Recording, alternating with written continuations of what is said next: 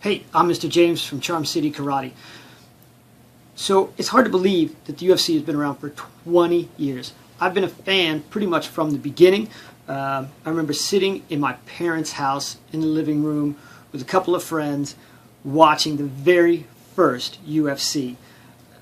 None of us really knew what to expect. We knew it was going to be different. I'd been training in Kempo for about 2 years at the time. A couple of my friends had been doing martial arts too. All we knew was that it was going to be big.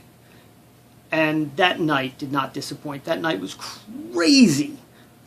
I remember seeing Tila Tuli get his teeth kicked out.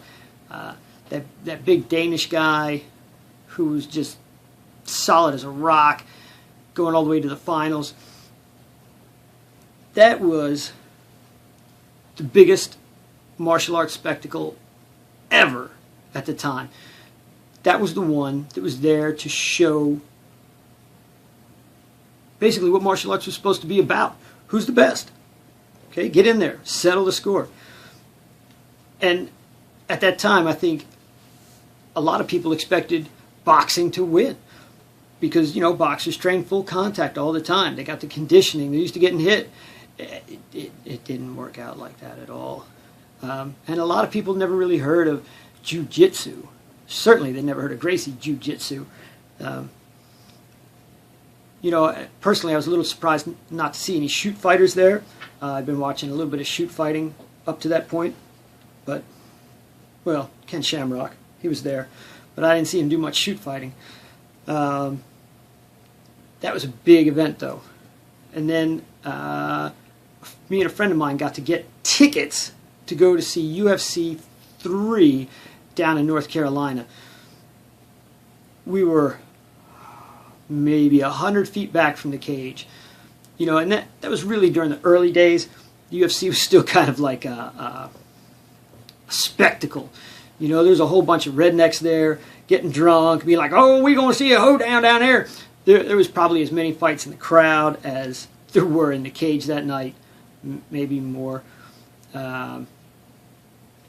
You know, seeing Keith Hackney fight that gigantic sumo wrestler, Emmanuel Yarbrough, that was awesome. The whole night was crazy. And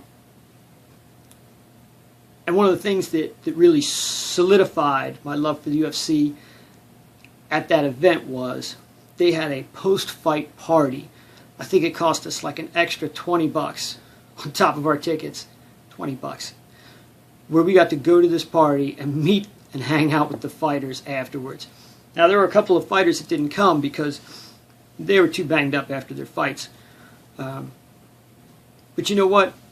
Some of them came down there with like giant ice packs wrapped around their knees. Some of them came down like just bandaged up and stuff. A lot of them came anyway. But getting to meet the fighters afterwards, you know, and talk to them, and they're all humble. They're nice guys.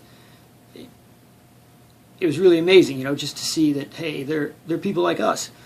And that was really just a pivotal moment, you know. It kind of solidified my desire to be a career martial artist. And then, you know, over the years, I got hooked on guys like Chuck Liddell, Matt Hughes, Rich Franklin. There was a long period in there where those guys, they're like the Triple Crown, you know. They held everything. And then, of course, you had kind of that resurgence where Forrest Griffin and Stephen Bonner had that gigantic blowout fight. That thing was crazy. And now, one of my other dreams has come true, and we have WMMA in the UFC. Thank you so much, Ronda Rousey. So, anyway, I know this video is kind of long, but I love everything about the UFC. I love seeing mixed martial arts.